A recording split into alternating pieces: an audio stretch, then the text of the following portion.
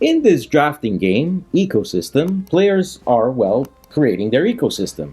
By the end of the second round, the player with the most points wins. The game here is set with each player having a hand of 10 cards. They'll pick one of these cards and place it in front of them in a space reserved for a 4x5 grid. They'll then pass the 9 cards to the player to the left and once more pick a card and now placing it adjacent to a card in their ecosystem. Now placement is important as many of the types of cards will score points based on what's next to them or what their place in the rows and columns are. Feel free to pause the video here and take a look at how each of these cards scores.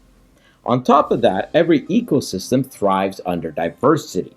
Remember this as we'll explain how it can affect you at the end game scoring portion.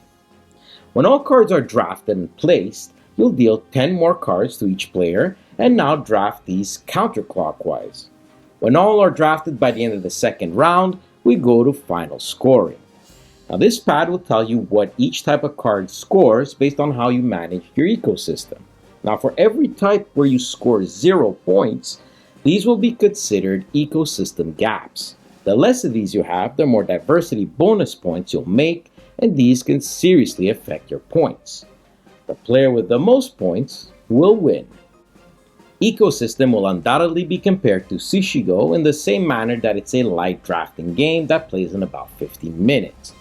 The difference here is placement, but more so the idea of the ecosystem gaps, which I think really propels this game from alright to pretty good. Based on what cards you'll see in a round, you gotta be careful how you draft your ecosystem with what's at hand. No puns intended. The scorecards are a really nice touch, and this extends to the good artwork and good card stock. Now this is definitely a worthy competitor to Sushigo, and if you want to try something different but in the same vein and just as good, definitely check out Ecosystem. It's a fun title to play as a filler between games. This one scores a 7.5 out of 10.